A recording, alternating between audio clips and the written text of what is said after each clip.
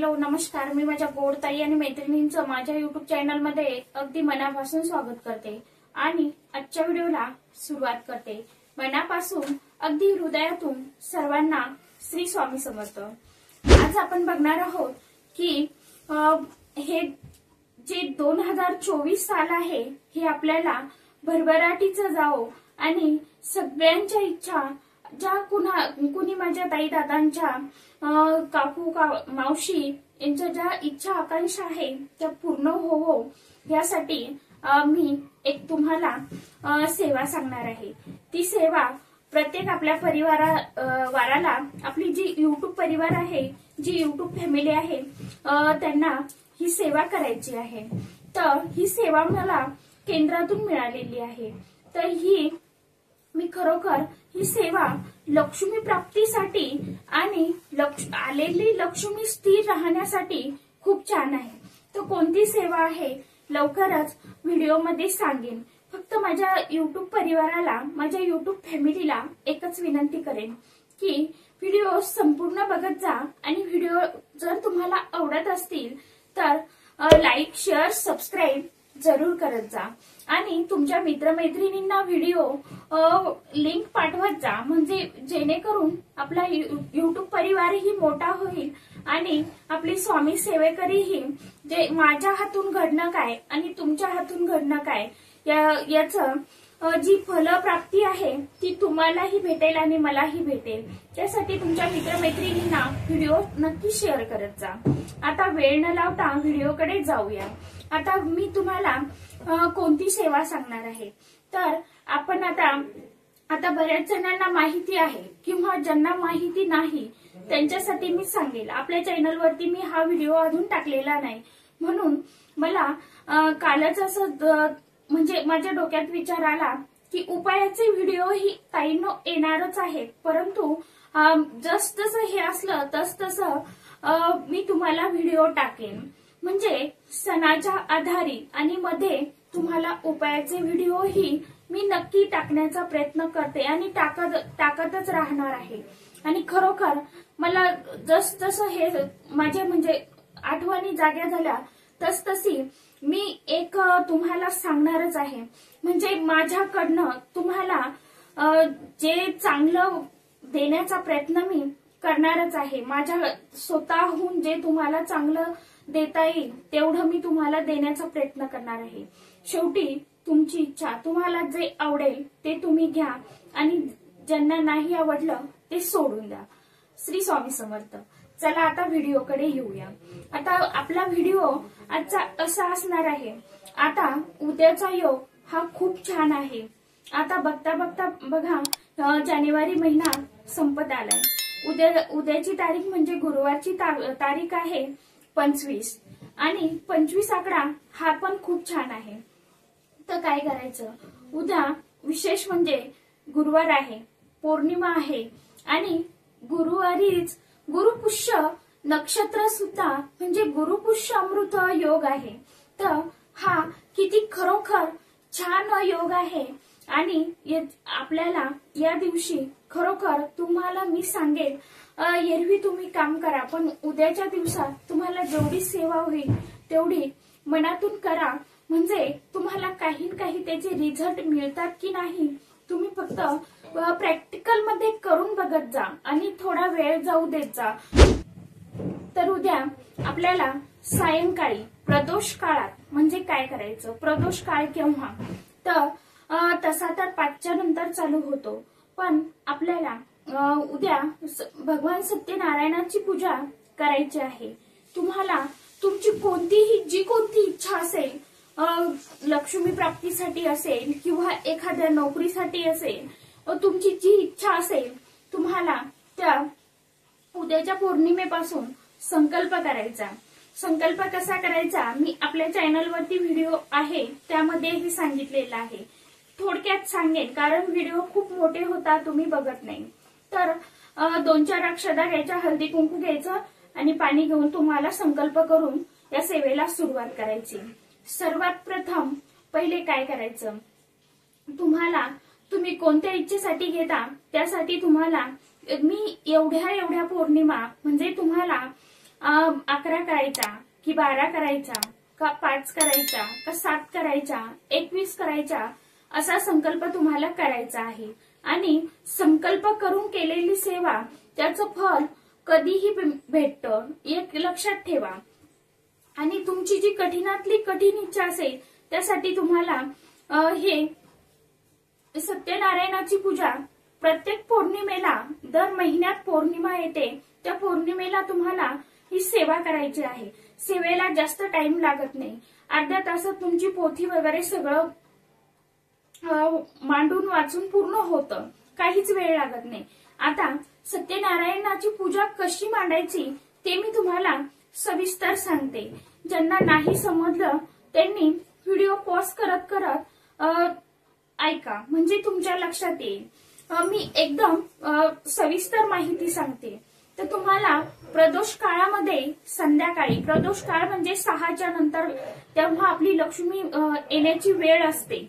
तर तेव्हा 6च्या नंतर तुम्हाला काय करायचं, स्वच्छ तोंड हातपाय धुवून संध्याकाळी एक आपल्या देवासमोर, आता उद्या काय करायचं, तर आता कुणाचा म्हणजे असंही की आता उद्या गुरुवार आहे तर फरशी पुसायची की नाही, तर समजा आता आज रात्रीच पौर्णिमा लागलेली आहे आणि उद्यापर्यंत पौर्णिमा आहे, तर काय करायचं, संध्याकाळी 6 वाजता बरोबर आपल्याला आपल्या देवघरासमोर थोडीशी पाण्यामध्ये हळद टाकायची, जागा पुसून घ्यायची, तिथेच आपल्याला चौरंग मांडायचा।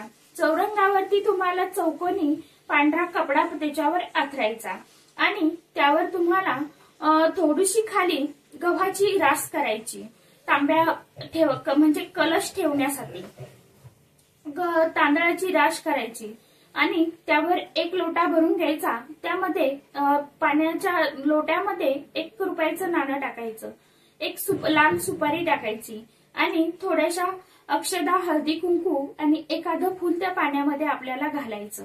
आणि वरती काय करायचं, वरती तुम्हाला एक तांब्याचं किंवा तुमच्याकडे जी डिश असेल ती डिश घ्यायची, ती डिश प्लेट घ्यायची, त्यामध्ये तुम्हाला चांगले तांदूळ घ्या, म्हणजे अख्खे जे म्हणजे कालीमुर्च, बासमती हे असे जे तांदूळ आहेत ते घ्या। आणि ज्यांच्याकडे नसेल त्यांनी राशींचेही घेतले तरीही चालेल, काही हरकत नाही। तर पूर्ण प्लेन असं सपाट करायचं, त्यावरती तुम्हाला थोड्या अक्षदा, हळदी कुंकू टाकायचं आणि एक तुळशीपत्र ठेवायचं, त्यावरती आपल्याला बाळकृष्णाला स्वच्छ पंचामृताने स्नान घालून मूर्ती स्वच्छ पाण्याने धुवून पुसून थोडंसं अत्तर लावून आपल्याला त्या तांदळाच्या प्लेटमध्ये ठेवायची बाळकृष्णांची मूर्ती। फोटो आपल्याला सत्यनारायणाचा फोटो घ्यायचा आहे, फोटो आपल्याला त्या कलशाच्या पाठीमागून ठेवायचा। फोटो ही स्वच्छ पाण्याने, पाण्याचा असा शिलकावा द्यायचा फोटोंना। आपल्या देवघरामध्ये जर फोटो असतील तर तसे पारुसे कधी ठेवायचे नाही आणि कपड्याने पुसून घ्यायचं। फोटोंना पण सत्यनारायण देवांच्या फोटोला आपल्याला थोडंसं अत्तर लावून घ्यायचं। ही झाली, मी फक्त आता मांडणी सांगत आहे। आणि त्या आपल्याला जो कलश आहे त्या कलशाला तुम्हाला 5 आंब्याची पानं लावायची किंवा जी आपली विड्याची पानं असतात नागवेलीची, ती 5 पानं लावायची आणि त्यावरती तुम्हाला ती प्लेट ठेवायची, त्या प्लेटीमध्ये बाळकृष्ण ठेवायचा। आणि आता तुम्हाला 2-2 असे 6 विड्याची पानं लागणार आहे। इथे विड्याचीच पानं लागतात, आंब्याची घेतली तरीही पण शक्यतो नागवेलीचीच पानं घ्या। तर काय करायचं, 2-2 पानाचे असे 3 विडे मांडायचे आणि अशी चांगली, म्हणजे सुपारी ती खराब झाली नाही पाहिजे। तुमच्या जेवढ्या पौर्णिमा असतील तेवढ्या पौर्णिमा होईपर्यंत तिला कीड किंवा जाळं लागलं नाही पाहिजे, अशा तुम्हाला हे करायचं। सुपाऱ्या घ्यायच्या, ती खाली 1 रुपया ठेवायचा, थोडेसे तांदूळ ठेवायचे, त्यावरती 1 रुपया ठेवायचा, त्यावरती अशा त्या जोड पानावर 3 सुपाऱ्या मांडून घ्यायच्या। पहिली सुपारी गणपती बाप्पांची, दुसरी सुपारी आपल्या कुलदेवीची, तिसरी सुपारी वरुण देवतेची। अशा प्रकारे तुम्हाला 3 सुपाऱ्या लागतील। तीनही विड्यावर 2-2 पानाचा एक एक विडा म्हणजे 6 पाने तुम्हाला लागतील नागवेलीची।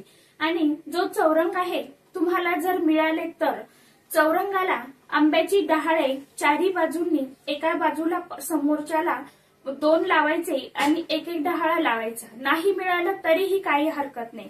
एकदम साधी सोपी पूजा आहे आणि संध्याकाळी आपल्याला अशी पूजा मांडून घ्यायची। ही झाली मांडणी, ही झाली आपली पूजेची मांडणी। आता काय करायचं, पहिले सर्वात प्रथम आपल्याला जी आपली गणपतीची सुपारी असते 1 नंबरची, त्या गणपती बाप्पांची आपल्याला पूजा करायची।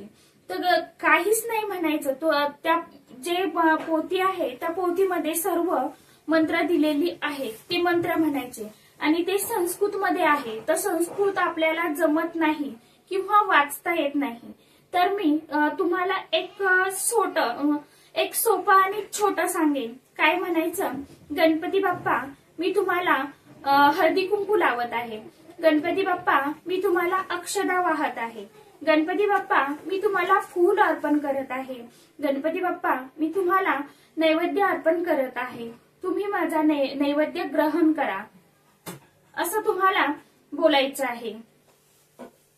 आता गणपती बाप्पांची आरती दिवा ओवाळून घे, म्हणजे धूप आरती आणि दिवा ओवाळून घ्यायचा।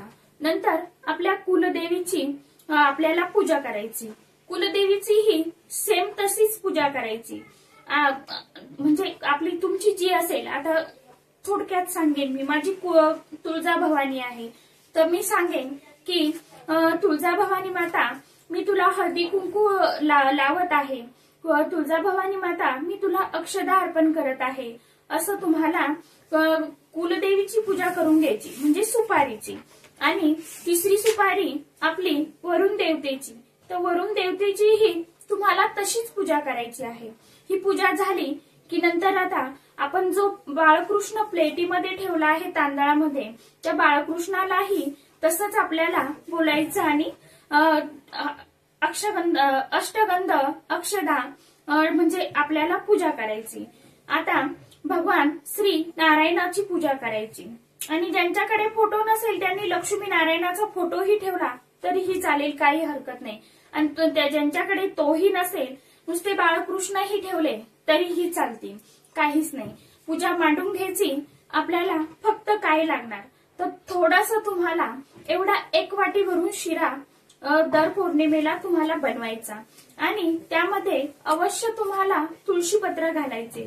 चौकोन काढायचा, त्या चौकोनावरती तुम्हाला ती वाटी ठेवून द्यायची, म्हणजे प्रसाद देवासाठी ती वाटी तिथेच ठेवायची देवाजवळ। आणि जे आपण 3 सुपाऱ्या मांडल्या आहेत, कुलदेवी, गणपती बाप्पा, वरुण देवता, तुमच्याकडे जर वाटी असेल तर 3 छोट्या छोट्या वाट्या असतील तर 3ही वाट्यात तुम्हाला थोडी थोडी साखर किंवा खडी साखर ठेवायची आहे प्रसाद म्हणून, आणि ही वाटी तुम्हाला चौरंगावरतीच ठेवायची। आणि जो शिऱ्याचा प्रसाद आपण बनवलेला आहे तो प्रसाद तुम्हाला बाहेरच्या व्यक्तींना द्यायचा नाही। तो प्रसाद तुम्ही घरच्या म्हणजे तुमच्या घरात जेवढे व्यक्ती असाल तेवढ्यांनीच तो तुम्हाला ग्रहण करायचा आहे। बाहेरचं कुणीही आलं तरी त्याला द्यायचं नाही। भलाई तुम्ही साखरेचा प्रसाद देऊ शकता, पण जो सत्यनारायणाचा प्रसाद आहे तो द्यायचा नाही। एरवीच्या सत्यनारायणाचा चालतो, पण आपण ही पूजा संकल्प करून करत आहोत, आपल्या एखाद्या इच्छेसाठी करत आहोत, तर तो प्रसाद तुम्हाला दुसऱ्याला द्यायला चालणार नाही। त्या व्यतिरिक्त तुम्ही शिऱ्याच्या प्रसादाच्या व्यतिरिक्त साखर किंवा गुळ तुम्ही दुसरं काहीही देऊ शकता, पण शिऱ्याचा प्रसाद आपला द्यायचा नाही त्या दिवशी कोणाला। आणि अशा प्रकारे तुम्हाला पूजा मांडणी करायची आणि नंतर 5 अध्याय आहे त्या पोथीमध्ये, तर ती पोथी तुम्हाला 5 अध्याय वाचायचे। नंतर पहिले गणपती बाप्पांची आरती करायची, नंतर भगवान सत्यनारायण देवाची आरती घ्यायची, कापूर आरती घ्यायची आणि धूपदीप लावून पूजा आरती करायची। नैवेद्य तुमचा वरण भाताचा जो नैवेद्य बनवला असेल आपण, म्हणजे स्वयंपाक बनवला असेल, तो तुम्हाला नैवेद्य दाखवून संध्याकाळी उपवास सोडायचा। आणि ज्यांना नाही शक्य झालं त्यांनी नाहीही धरला आणि नुसती मनाभावातून पूजाही केली तरीही खूप आहे। फक्त त्या पूजेमध्ये तुम्ही जर लक्ष्मी प्राप्तीसाठी जर हे करत असाल तर तुम्हाला तुपाचा दिवा अवश्य लावा. कोणत्याही थोडा म्हणजे 5 मिनिटं राहील एवढा तरी लावा, पण लावा. लक्ष्मी प्राप्ती करता खास हाच उपाय आहे. आपल्याला संध्याकाळी दररोज 5 मिनिटं जळेल एवढा तरी तुपाचा दिवा आपल्याला लावायचा आहे. अशा प्रकारे तुम्हाला सत्यनारायणाची प्रत्येक पौर्णिमेला पूजा करायची आहे. आता आजच रात्री पौर्णिमा लागणार आहे, म्हणजे बुधवारी रात्री पौर्णिमा लागणार आहे आणि उद्या रात्री संपणार आहे. तर उद्या माझ्या ताईंना एक विनंती करेन की खरोखर या सेवेला तुम्हाला फक्त तुम्ही संकल्प करून या पौर्णिमा करा आणि तुम्हाला लवकरात लवकर अनुभव येतो की नाही तो मला तुम्ही कमेंटमध्ये जरूर सांगा. आणि कमेंटमध्ये निदान किमान श्री स्वामी समर्थ तरी लिहित जा, एखाद्या देवाचं नाव तरी लिहित जा, म्हणजे जेणेकरून मलाही समाधान वाटेल. चला, आजच्या व्हिडिओमध्ये इतकीच माहिती होती. कशी वाटली ती मला नक्की सांगा आणि व्हिडिओला लाईक, शेअर, सबस्क्राईब जरूर करत जा. धन्यवाद. श्री स्वामी समर्थ.